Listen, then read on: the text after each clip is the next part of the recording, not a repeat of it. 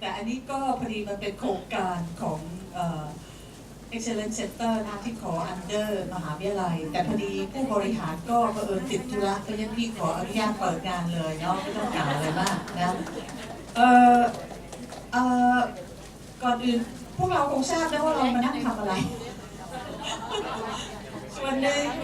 โอเคส่วนหนึ่งในที่นี้เนี่ยประมาณ20 คนจะเป็นกลุ่มที่มาช่วยกันพัฒนาไกด์ไลน์นะคือพี่เคยไปฟังที่ไกด์ไลน์ของสิงคโปร์แล้วพี่คิดว่าทำไมเราไม่ทำอย่างนี้บ้างทำไกด์ไลน์ที่มีตัวชี้วัดที่คนรู้ว่าไอ้ตัวชี้วัดเก็บยังไงอะไรและใช้เนี่ยเป็นมาตรฐานในการจัดระดับของ Palliative Care ของประเทศเรานะคะเพื่อนพี่ก็เลยในที่นี้จะมี2 กลุ่มนะคะกลุ่มนึงคือกลุ่มที่จะต้องมาทำไกด์ไลน์ที่ต้องทำงานสาหัสกับอีกกลุ่มหนึ่งที่สมัครเข้ามาร่วมฟังเวิร์กช็อปในวันนี้นะทีนี้วันนี้พี่คิดว่าดีที่สุดนะคือวิทยากรเตรียมหัวเรื่องมาเยอะเรานั่งฟังนะแล้วก็นั่งสกัดองค์ความรู้ของเราแล้วเดี๋ยวเราคืนนี้เราจะมาสุมหัวกันนะพี่เตรียมกาแฟไว้อย่างเยอะแยะแล้วนะคืนนี้เราจะสุมหัวกันแล้วก็มานั่งคิดว่าเราจะทำไกด์ไลน์เราหน้าตาจะเป็นอย่างไร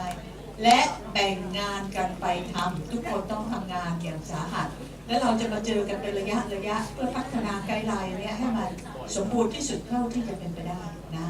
โอเคนะพี่จะขอI'd like to introduce you to our guest. It's a great pleasure today that we have two guests from Singapore.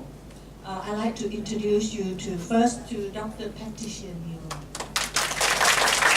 She's the medical director of Assisi Hospice and also the vice president of the Singapore Hospice Council. And I think today you're going to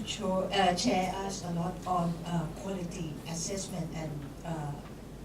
development of quality guideline. The second speaker, I'd like to introduce you to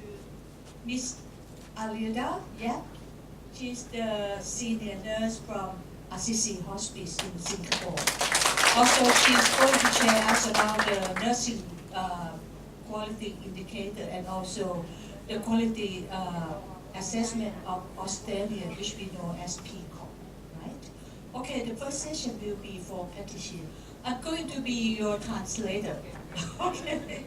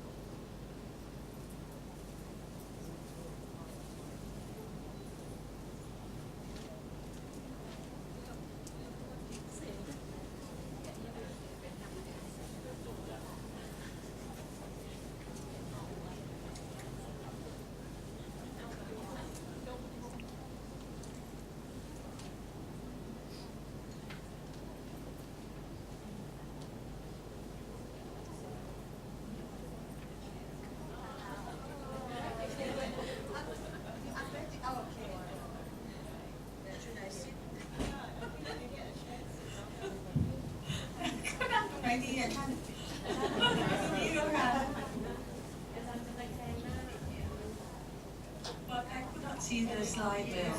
I think I can stand. Okay.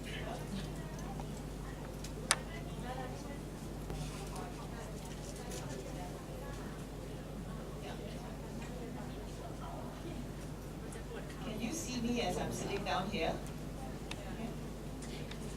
Is it loud behind? It's okay? Hi, it's a pleasure to be here and thank you for the invitation. I'm just going to go through a little bit about our landscape in Singapore so that you kind of know what we're doing in Singapore before we launch into why we're doing standards. เขาจะพูดถึงว่าในสิงคโปร์เขาทำอะไรกันนะก่อนที่จะไปพูดถึงเรื่อง quality ค่ะ So my work as the Vice Chair of Singapore Hospice Council essentially is a voluntary role. And what I do is for the past 3 years, we've been going around to all the organizations in Singapore to do audits on how everybody is doing. ค่ะงานเขาเป็นในฐานะที่เป็น Vice Chairman ของ Singapore Hospice นะคะเป็นงาน volunteer แล้วก็กลุ่มนี้เขาก็จะไปเดินทางไปตามPalliative Center เพื่อที่จะ audit นะคะ So this is a talk that I gave yesterday in Bangkok, and in the interest of time, I will just skip to what's important now. อันนี้เป็นอันที่เขาพูดที่กรุงเทพเมื่อวานที่จุฬานะคะ In terms of the current services, actually palliative care in Singapore started in 1985. Right? And at that time, it was by volunteer groups that came together and decided that the dying needs better care. You can unfinish the slide. Okay, and so from then on, there were 4 hospice services that were established. So it's a very different from Thailand, because in Thailand you started from the hospitals. Here we started from the community. So everybody came and set up inpatient hospice and home care services first. อันนี้จะเห็นความแตกต่างนะคะเขามีตั้งแต่ในปี 1985 เป็นในรูปของ NGO เป็น volunteer นะคะเพื่อที่จะดูset a hospice service ขึ้นมาแล้วหลังจากนั้น 1995 เนี่ยก็มีการขยายไปถึง 4 hospice นะเพราะฉะนั้นจะเป็นความแตกต่างของสิงคโปร์กับประเทศไทยเราเนี่ย palliative เราเริ่มอยู่ในโรงพยาบาลแต่สิงคโปร์เริ่มใน community ในชุมชนนะเป็น home care เป็น hospice care ค่ะ So fortunately by 2010, all the organizations that was looking after palliative care patients in Singapore were registered under Singapore Hospice Council. So Singapore Hospice Council is the umbrella body for everybody. ในปี 2010 เนี่ย ตอนนี้ก็ทั้งงานในโรงพยาบาลกับ Community Palliative Care เนี่ยจะต้องขึ้นทะเบียน under Singapore Hospice Council เพื่อให้เขาจะเป็นร่มใหญ่ที่ดูแลอันนี้ทั้งหมด And so at the moment we have 17 organizations in Singapore that is providing palliative care, and all of them are under Singapore Hospice Council. And in Singapore, our services are divided into hospital services and community services. So in community services, we have the home care, inpatient hospice, and the day care. ก็จะแบ่งออกเป็นอย่างนี้นะคะที่หนึ่งคือ hospital service นะก็คือศูนย์ palliative care ในโรงพยาบาลที่ดูแลคนไข้ในโรงพยาบาลมี community service นะคะเขาก็จะแยกออกเป็น home care คือไปเยี่ยมคนไข้ตามบ้านนะอีกอันก็เป็น inpatient hospice คือโรงพยาบาลเล็กๆ 20-30 เตียงหรือของสิงคโปร์อาจจะเป็น100 เตียงที่เขาเอาผู้ป่วยระยะสุดท้ายก็เข้ามาดูแลตรงนี้และอีกอันก็คือ day care ก็เหมือนอย่างเงี้ยเช้าก็ไปฝากตอนเย็นก็ไปรับกลับนะคะ So in the hospitals, all of us here are generally consult services, and there's only one hospital in Singapore that has designated palliative care beds. That one is a unit Tan Tock Seng. So only Tan Tock Seng Hospital has got a 16-bedded ward that is for palliative care patients, but for the rest of the hospitals, we is have consultative team โอเคแต่นี่คือโรงพยาบาลในสิงคโปร์ทั้งหมดนะคะทุกโรงพยาบาลเนี่ยเขาจะเป็น consultative team มีโรงพยาบาลเดียวเท่านั้นคือตันตอกเซ็งนะคะที่เขามีเตียง palliative อยู่ในนั้นเมื่อกี้เขาบอกกี่เตียงจำไม่ได้16 เตียง So this is the ward in Tan Tock Seng Hospital, and there it is a shared ward in general, but there's only one single room that we can transfer the dying patients to, so that the family can spend more time with them. เตียงของเขาเนี่ยก็จะเป็นเตียงรวมหมดนะคะยกเว้นมีห้องแยกอยู่ห้องเดียวจะเป็นห้องแยกที่ transfer คนไข้เข้าไปได้ยิ่งในนั้น So in the community palliative care, there are quite a lot of services, because remember we started from the community. So there are 6 home care services, 4 inpatient hospice, and 3 day care centers. So in the hospice home care service, these are kind of the number of patients that we're seeing. HCA Hospice Care is the biggest home care service in Singapore, and it has a special program called the Staff Health Program. And in this Staff Health Program, they look after children at home. So อันที่ใหญ่ที่สุดนะคะ home care ที่ service ที่เขาเยี่ยมบ้านก็เป็น SCA Hospice ก็มีคนไข้อยู่ในการดูแล800 กว่าคนแล้วก็มีโปรแกรมพิเศษสำหรับเด็กชื่อ Star House. In this Staff Health Program, it is very special in that we all know that parents looking after the children are the ones that are very exhausted, and so we need to give them some respite. in staff health, there is a many-minded program where the parents can actually take hours off, and there will be specialized staff to go and look after the children while they are out by the parents getting a break, getting some rest. เพราะฉะนั้นสตาร์พาวนี่เนื่องจากเขามองเห็นว่าพ่อแม่ของเด็กที่ป่วยระยะท้ายเนี่ยจะเบอร์เดนมากแล้วก็เขาดีที่จะต้องได้รับเขาเรียกว่า respite care พักผ่อนเป็นช่วงเพราะฉะนั้นโปรแกรมนี้ก็จะมีสตาฟที่เชี่ยวชาญดูแลเด็กเพื่อให้พ่อแม่ได้มีโอกาสพักผ่อนเป็นช่วงๆ There's also programs where they will actually organize events for the staff health patients to come out because most times these children are stuck at home. They can't come out because of their ventilators and everything else. So we actually host them in a special conference place. They go to the hotel or they can go out for a trip and they can have fun days as well and where the parents will get a break. อันนี้เขาก็จะมีโปรแกรมที่แบบให้เด็กๆได้มีโอกาสมา enjoy กันอาจจะเป็นในโรงแรมหรือเป็นสถานที่หรืออาจจะเป็นทริปที่ไปเที่ยวหรืออะไรอย่างนั้นนะคะ In terms of day hospice, the concept is that the patients are still well, although they have a life-limiting illness of less than 1 year, but they are still well enough to do exercises, they want to socialize, and therefore we have a daycare space for them to come, and usually they come at about 10 o'clock, and they have activities throughout the day, and they go back home about 3-4 o'clock. ก็จะเป็น daycare เหมือนอย่างเราเอาเด็กไปเลี้ยงดูในช่วงกลางวันนะก็จะมีคนไข้ที่ยังพอเคลื่อนไหวได้แต่เขาไม่ต้องการอยู่บ้านเฉยๆนะก็มาอยู่กันตรงนี้เขาก็จะมีเรื่องของ rehab มีกิจกรรมอะไรให้ทำให้เพลิดเพลินแล้วก็มี2 center ที่มีบริการนี้ And in the inpatient hospice, and this is where we take patients with less than 3 months prognosis, and these are the beds that we have. A CC hospice is the largest inpatient hospice at the moment, and we are very lucky that we have very many single beds. ทั้งหมดใน hospice นะคะอันนี้ก็เป็น4แห่งที่มีแล้วก็ใหญ่ที่สุดคือ RCC นะคะมี85 เตียงแล้วก็45 เตียงเนี่ยเป็นห้องแยก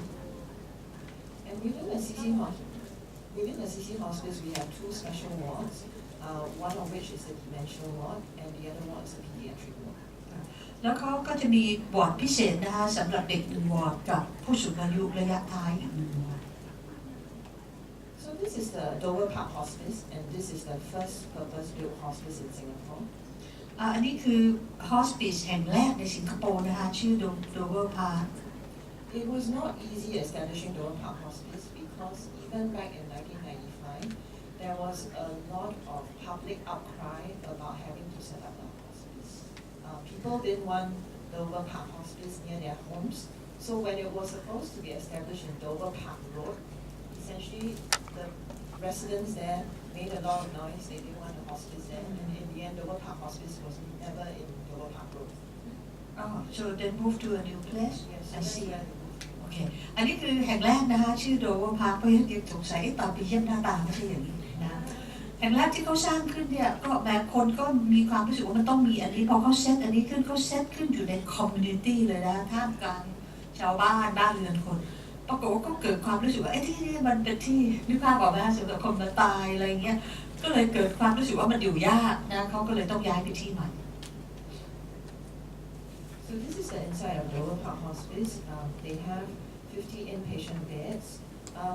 A lot of us hospices started out with inpatient services, but in the end we realized that we needed home care services as well. And so they expanded into home care. อันนี้แห่งแรกที่เขาเซตขึ้นมาทีแรกก็เป็น hospice อย่างเดียวนะคะแต่ทีนี้เขาก็พบว่ามันไม่พอรองรับหรอกแล้วดีที่สุดคือการให้คนไข้อยู่บ้านนะเพราะฉะนั้น Dover Park Hospice ก็มี home care โปรแกรมเกิดขึ้น And in 2014, Dover Park Hospice actually came out with a special program. It's called Program Dignity, and that is for home care patients with dementia. แล้วก็มี1 โปรแกรมนะคะชื่อ Dignity เป็น home care โปรแกรมสำหรับคนไข้ advanced dementia ระยะสุดท้าย So this is a CC hospice, and we moved in about a year ago. And the facilities in the CC hospice is as such. The whole idea of the CC hospice is to create a home-like environment for the patients. RCC เนี่ยก็มีหลักการว่าเขาต้องการให้คนไข้อยู่ในสภาพแวดล้อมที่เป็นธรรมชาติ So as you can see in the pictures below, we have a playroom and a playground, and that's actually part of our pediatric ward. เขาก็จะมีทั้ง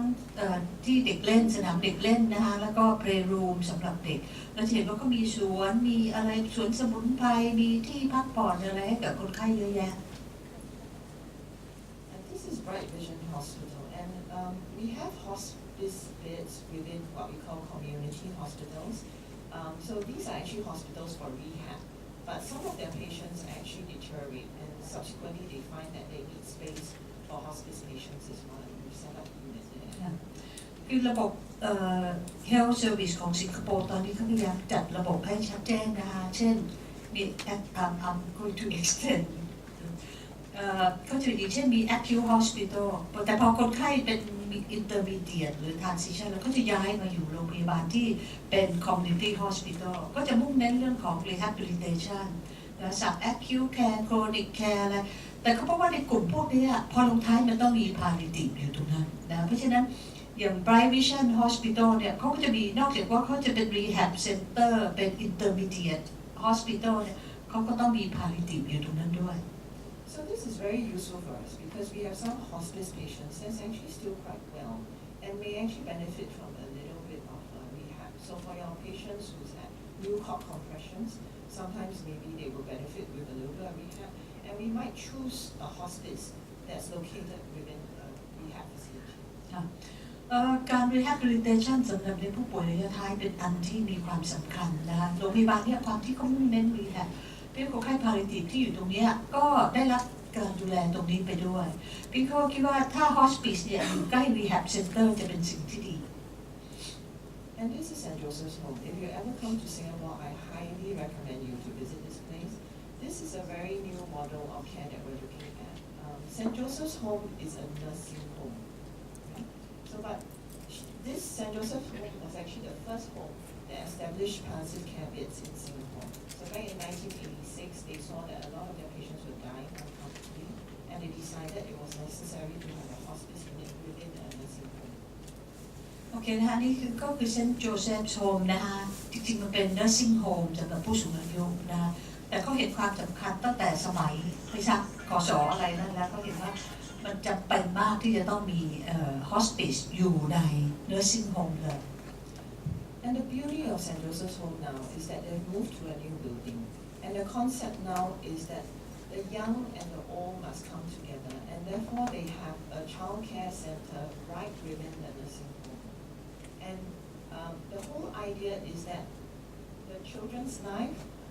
and going into a nursing home as you grow old and you go into a nursing home and as you die, these are all normal events of life, and we should celebrate it in one single place.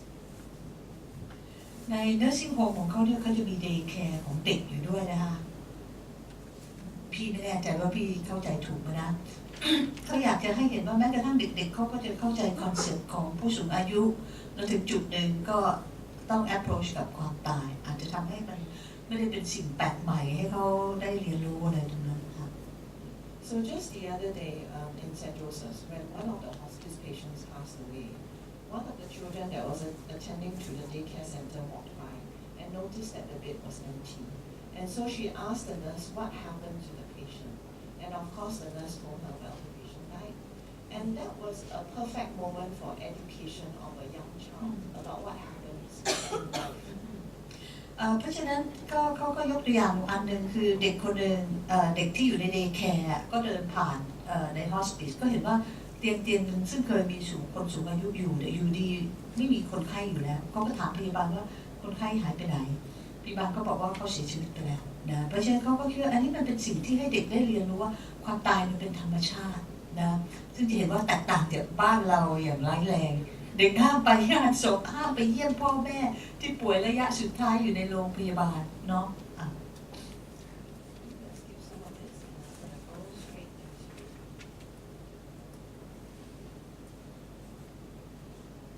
Other changes that's happening in Singapore, which is regulatory changes. I'm not sure whether you have the same piece in Thailand, but essentially what happened was hospice for the longest time was dumped under nursing homes in Singapore. And therefore, when several incidents happened a few years ago, where nursing home residents were seen to be abusing, nursing home staff were seen to be abusing the residents, abusing the nursing home patients. Yeah. It was recorded on the phone. It went online. It caused a huge problem, and therefore the ministry decided that we needed to regulate all nursing homes, including hospices. ก็พบว่าใน nursing home ก็มี incident อันหนึ่งซึ่งhealth worker เนี่ยที่ดูแลคนไข้เนี่ย abuse คนไข้โดยที่เขา detect ได้จากโทรศัพท์จากหลักฐานอะไรที่พบว่ามีอันนี้นะเขาก็เลยสร้างอันนี้ nursing home standard ขึ้นมานะคะซึ่งทุกคนจะต้อง nursing home จะต้องมี standard อันนี้ถึงจะผ่านการรับรอง And so as part of the nursing home standards, the hospices had to come up with a lot of policies and procedures about documenting what they are doing in a hospice and how they treat hospice patients with respect and how they do the nursing care and everything. So although it was a very busy time for us, but it was actually a very good exercise. It made us think critically about what we were doing to our patients. เพราะฉะนั้นจากบทเรียนที่เขาพบใน nursing home เนี่ยพอเขามาทำเรื่องของ hospice เขาก็พบว่ามันจะต้องเซตหลักเกณฑ์ตรงนี้ให้ชัดแจ้งนะว่าแต่ละส่วนที่จะทำเนี่ยจะต้องมี standard ชัดเจนว่าทำอะไร So we feel that for new services that's setting up, this is a very critical piece that you need to get your staff to sit down together and think about exactly what you do and how to standardize what you do. เพราะฉะนั้นอันนี้ก็จะเป็นจุดสำคัญที่เราได้มีโอกาสมานั่งคุยกันว่าพวกเราทำอะไรกันอยู่และสิ่งที่ดีที่สุดและ standard ที่ทำได้ดีที่สุดคือเราควรจะต้องทำอย่างไร In terms of what's happening in Singapore as a whole nation, in the last few years we have done several surveys, one of which was we wanted to see how aware our public was of palliative care.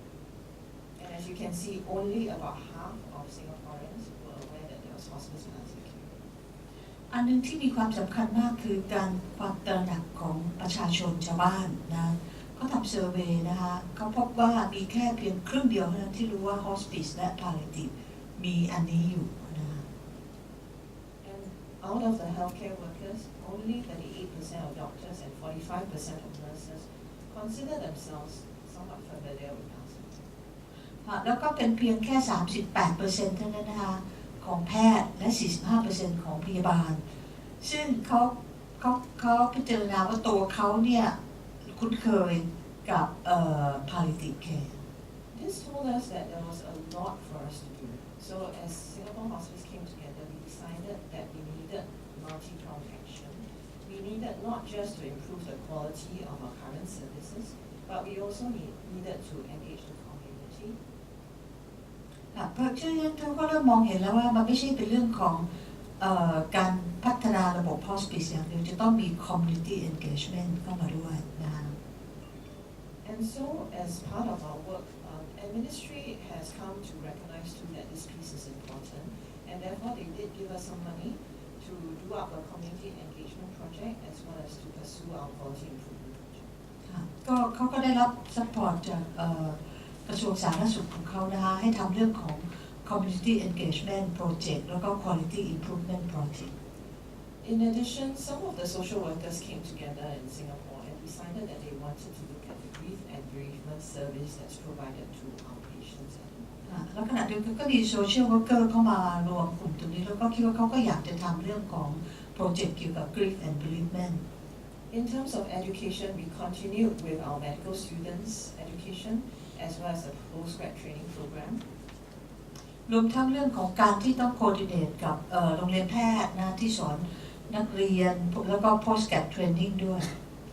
We had monthly joint multidisciplinary forums where all the disciplines, whether you're a social worker, you're an art therapist, you're a nurse, you're a doctor, we all came together every month to talk about certain subjects.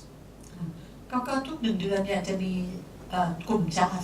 ขาวิชาชีพหลายๆอันเนี่ยมาพูดคุยกันนะเกี่ยวกับเรื่องการทำงานอะไร There was a lot of public awareness shows in that we had a magazine called the Hospice Link that we used to disseminate messages. We had road shows about palliative care. We had nationwide surveys as well. ก็มีกิจกรรมสร้างความตระหนักในประชาชนนะคะลิงก์กับ hospice มี road show ว่ามีอะไรยังไงหรือทำเรื่องของ survey And the voice of Singapore Hospice Council was important because it represented all the organizations. So we were able to engage with the Ministry of Health and the NGOs. อันนี้ก็ข้อดีของเขานะจะให้เห็นว่า Singapore Hospice Council เนี่ยมันจะเป็นตัวเชื่อมแล้วก็ engage กับกระทรวงสาธารณสุข engage กับ NGO นะคะ Can I Yes. make some add-on โอเคเพราะฉะนั้นตรงนี้ในส่วนตัวยังมองเห็นนะว่าถ้าเรามีองค์กรอย่างเงี้ยที่สามารถเชื่อมระบบตรงนี้เข้าด้วยกันซึ่งในส่วนตัวก็คาดว่าสมาคมบริบาลผู้ป่วยระยะท้ายเนี่ยน่าจะสามารถที่จะทำตรงนี้ได้แต่ที่สมาคมบริบาลเนี่ยเพิ่งก่อตั้งจริงๆก็ 3-4 ปีนะ power ที่มีในสมาคมก็ยังไม่ได้มากพอที่จะสามารถเข้าไปเชื่อมโยงกับกระทรวงกับ NGO กับอะไรทั้งหมดนะแต่ก็คิดมันต้องมีองค์กรสักองค์กรนึงที่เอาทุกอย่างมาเชื่อมต่อกันนะทีนี้เขาพูดถึง public awareness นะคะก็จะเล่าให้ทางนี้ฟังนิดหนึ่งเผื่อเราอาจจะไม่ทราบมาก่อนเมื่อ 4 ปีที่แล้วเนี่ยสมาคมบริบาลเราได้งบประมาณจากสสส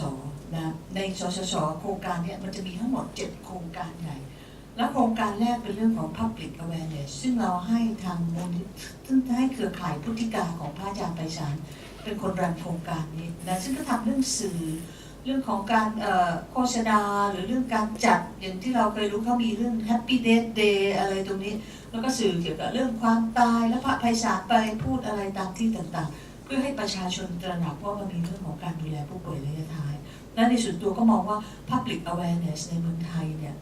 เรายังทำได้ไม่ดีพอนะประชาชนเราต้องรู้จักนะ I think it's important to highlight that there are many people behind this piece of work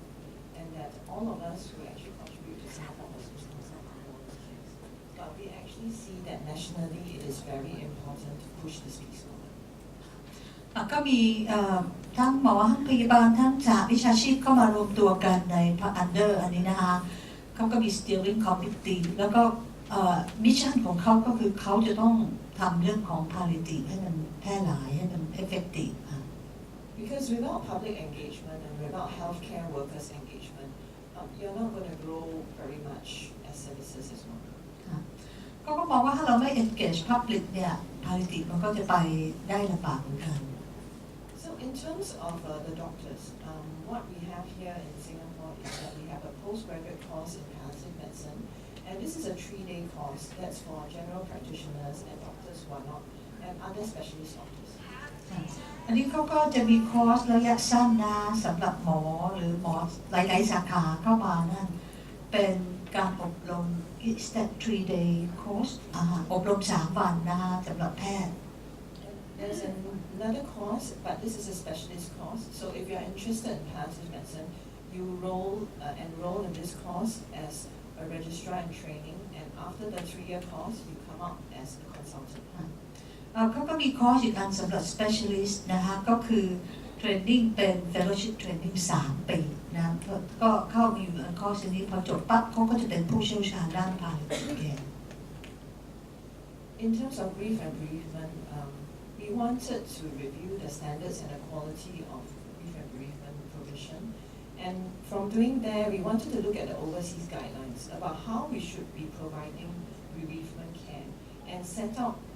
minimum data sets for all of us to collect. Because at the moment, we have 17 services, but we have no idea who's providing good grief and bereavement care. เขาก็พยายามอันหนึ่งที่เขามองเห็นนะคะอย่างอันนี้เขาเป็น work group ของ grief bereavement นะคะเขาก็คือจริงๆเขาก็ provide งานอันนี้อยู่แต่เขาก็มาดูว่าทำยังไงถึงจะให้มันมี standard ใครทำอะไรด้วยวิธีการยังไงนะคะแล้วเขาดูจากนี้เขาก็คิดว่ามันจะต้องมีการวัด outcome แล้วก็ต้องมี data set ที่จะต้องมีการกำหนดขึ้นว่าคนที่ทำพวกนี้จะต้องมีอันนี้ This was an area of it's a problem area for us when we were setting up the national guidelines as well. Because at that point in time, there was very little guideline about how grief and bereavement should be done. ทีนี้พอเขาจะเซตไกด์ไลน์ขึ้นเขาก็พบว่าในประเทศของเขาเองเนี่ยมันก็มีไกด์ไลน์ที่จะช่วยตรงนี้เนี่ยน้อยมาก Beyond the hospice link, which was the hospice magazine that I spoke about, there was also, we made sure that we contributed pieces to the newspaper so as to raise the profile of palliative care. อันนี้เขาก็มีโปรแกรมที่เรียกว่า Hospice Link นะคะเขาก็จะพยายามเผยแพร่องค์ความรู้ Palliative โดยการอาจจะมีข้อความลงตีพิมพ์ลงหนังสือพิมพ์อะไรเพื่อให้ประชาชนรู้จัก So as you know, in Singapore, our population is growing old, and our cancer incidence and chronic disease incidences are also going up, and which means we'll have more and more palliative care patients. เพราะฉะนั้นในสิงคโปร์เนี่ยเขามีผู้สูงอายุเยอะขึ้นนะแล้วก็แคนเซอร์จะเป็นโรคที่เป็นอันดับแรกๆของเขาเพราะแน่นอน Palliative เป็นสิ่งที่มีความจำเป็นคิดว่าไม่ต่างจากเมืองไทยนะคะ And in terms of the one-to-one patient care that we've been giving, we realize that the public is also expecting more. People are now more well-educated, and so they want more out of the service. แล้วความที่ประเทศเขาเนี่ยคนได้รับการศึกษาดีขึ้นเขารู้อะไรเยอะขึ้นรู้จักอะไรมากขึ้นเขาเรียกร้องว่าเขาต้องมีบริการอย่างนี้ In terms of resources, just one last year, the government has told hospitals that they are going to freeze fundings because there's just too much funding in the hospitals, and they want to channel funding to the community. And so many of the organizations have to work with less resources. แล้วในปัจจุบันของทางรัฐบาลเขาเนี่ยเขากำลังเริ่มจำกัดงบประมาณค่าใช้จ่ายทางด้านสุขภาพเพราะเขารับไม่ไหวเพราะฉะนั้นเขาจะผลักดันให้ตรงนี้คอมมูนิตี้เข้ามามีส่วนร่วม เพราะฉะนั้นแต่ละองค์กรก็คงจะต้องรีบทำเรื่องของ public awareness นะให้ประชากรเห็นคุณค่าของไอ้สิ่งเหล่านี้แล้วอาจจะต้องมี funding จากภาคส่วนนี้เยอะขึ้น So this means that we all have to do things differently. We have to become more efficient. We have to make sure that we maximize each level of staff as far as possible. นี่เป็นจุดที่อย่างที่บอกว่า resource มันเริ่มจำกัดมากขึ้นทุกทีแล้วเราจะต้องพยายามทำงานที่ให้งานมันได้ออกมาดีนะฮะหมายความว่าให้งานมันได้ประสิทธิภาพประสิทธิผลเต็มที่ It came across quite strongly when we went round our audits of the 17 organizations.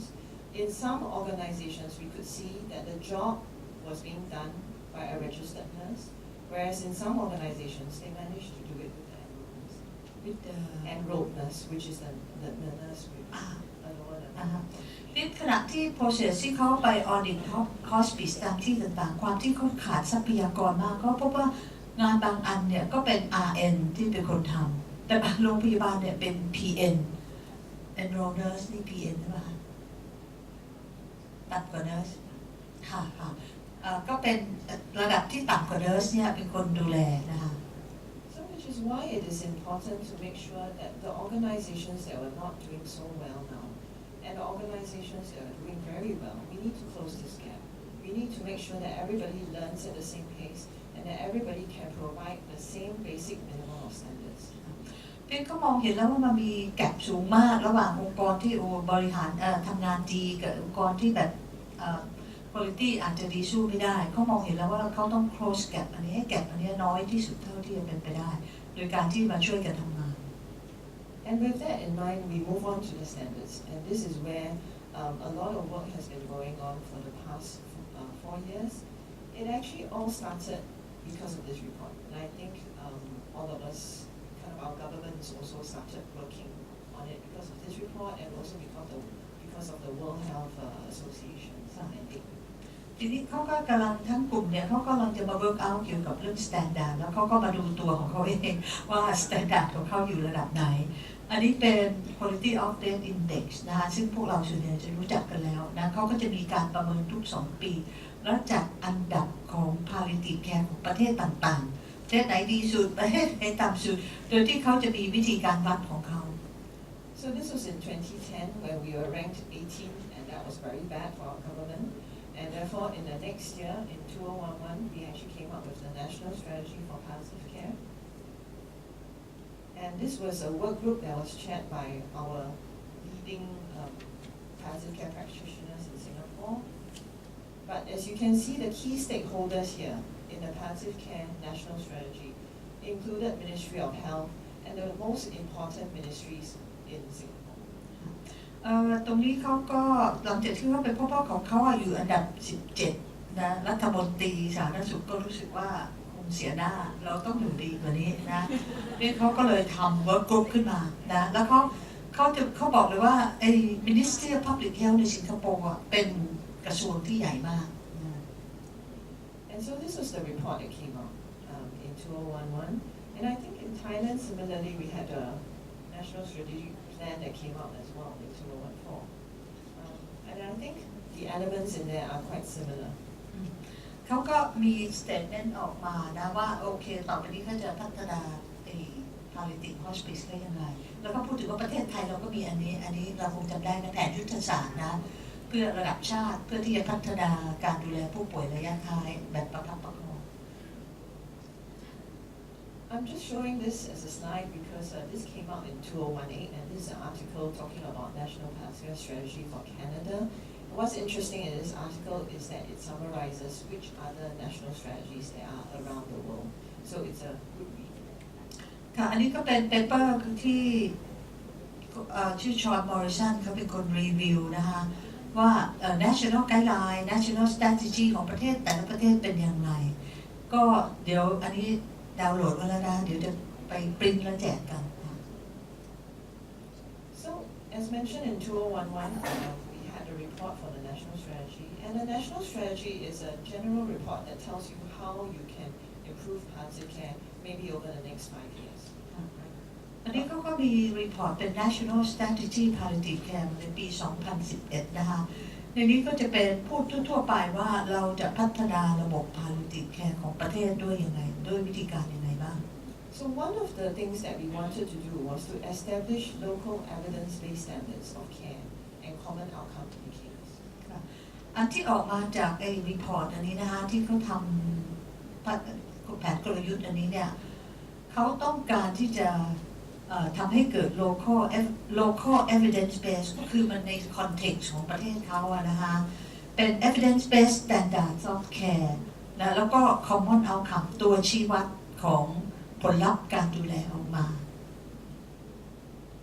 So in June 2014, we started some work in drafting the national guidelines for palliative care. And after drafting the guidelines, we had mandate from the ministry, and after which we engaged stakeholders, other groups that might be using this palliative care guideline, and even the public to see how robust the guidelines were. อันนี้เขาก็ ในปี 2014 นะคะเขาก็ develop national guideline for palliative ขึ้นนะคะแล้วเขาก็โดยที่กระทรวงสาธารณสุขเข้ามามีบทบาทอย่างสูงนะเพื่อที่จะทำให้เกิดอันนี้เอาไป implement ใช้ในที่ต่างๆ So first of all, when we formulated the national guidelines, usually we need to come together as a group and we need to do a literature review about the national guidelines elsewhere and how does it apply to our country. เพราะฉะนั้นการที่จะสร้างไกด์ไลน์เนี่ยขั้นตอนมันก็จะเป็นอย่างนี้นะอันที่หนึ่งเราต้อง review literature เกี่ยวกับอันนี้ทั้งหมดของที่ผู้เชี่ยวชาญเขามีเขียนเอาไว้แล้วก็มาช่วยกันพิจารณานะว่าเราจะสร้างไกด์ไลน์อันนี้ขึ้นมาได้ยังไง And I just show the previous slide again because here in the national guidelines actually applies to 3 groups of people. One of which is class A, which is healthcare staff that's not usually involved in palliative care. So these may be dermatologists. This might be your specialist physicians who don't see death and dying as part of their routine work. In class B, there's a group of doctors that actually see quite a lot of palliative care patients, like the oncologists, like the ICU physicians. These people see quite a lot of death and dying within their work as well. And whereas class C, people like us who do palliative care every day, right? So these are the 3 different tiers of healthcare workers that we're trying to target at. เพราะฉะนั้นในไกด์ไลน์เนี่ยที่เขาจะสร้างขึ้นมาเนี่ยเขาจะ target 3 กลุ่มนะคะกลุ่มแรก class A เห็นเลยนะว่ามีกลุ่มตรงนี้เป็นกลุ่มใหญ่ก็คือหมอทั่วๆไปที่ดูแลคนไข้นะหรือว่าอาจจะเป็น specialist ทั่วๆไปที่ดูแลคนไข้นะ class B เนี่ยจะเป็นกลุ่มที่มีโอกาสเจอกับผู้ป่วยระยะท้ายสูงเช่นหมอองโค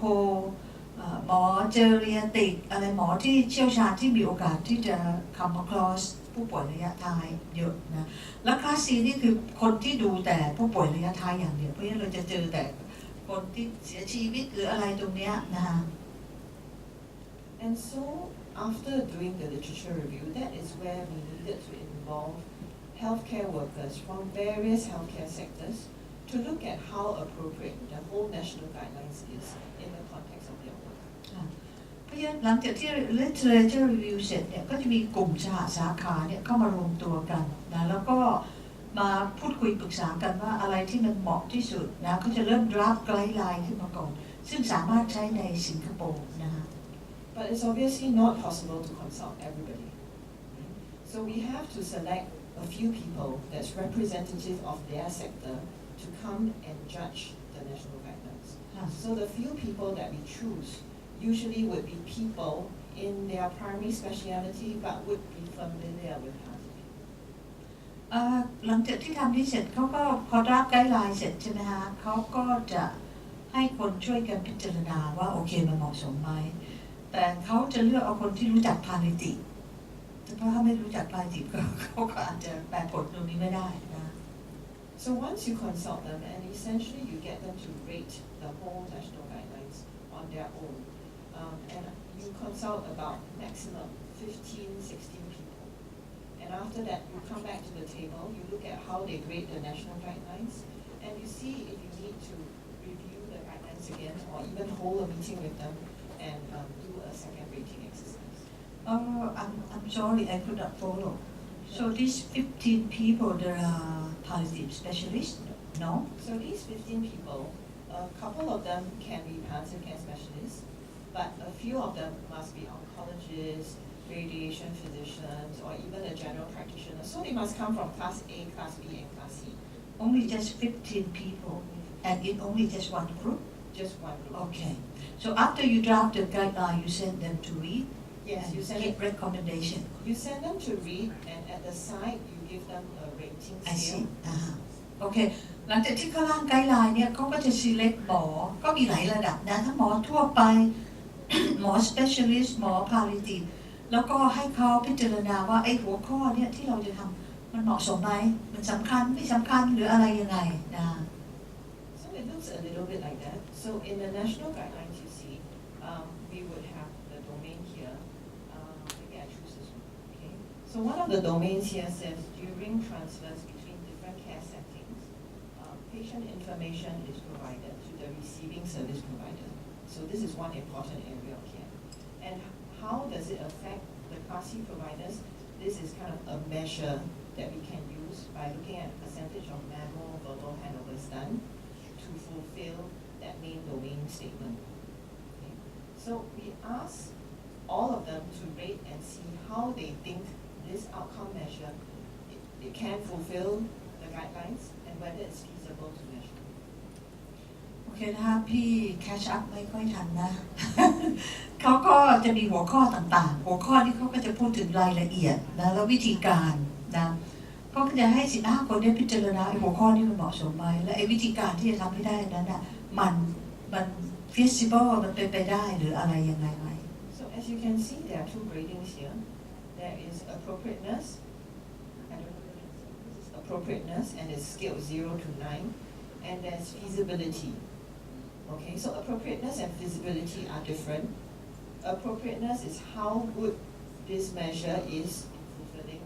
this domain. Feasibility is is it possible to use? Right? โอเคค่ะเพราะฉะนั้นเขาจะมี2 อันนะอันที่1คือ appropriate ไอ้หัวข้อเนี่ยโอเคมันเหมาะสม feasibility คือมันทำได้หรือเปล่าโอเคมันเหมาะสมแต่มันอาจจะทำไม่ได้หรืออะไรอย่างนั้นนะคะ So we get all of them to grade this one by one, right? And after that, we'll see what everybody thinks. A score of 7 and above generally is pretty good. It means that everybody kind of agrees that this outcome measure is good enough. โอเคเขาก็ หมอ15 คนก็กรอกอันนี้มานะเขาก็จะใช้ตัวเลขว่าถ้าเกิน7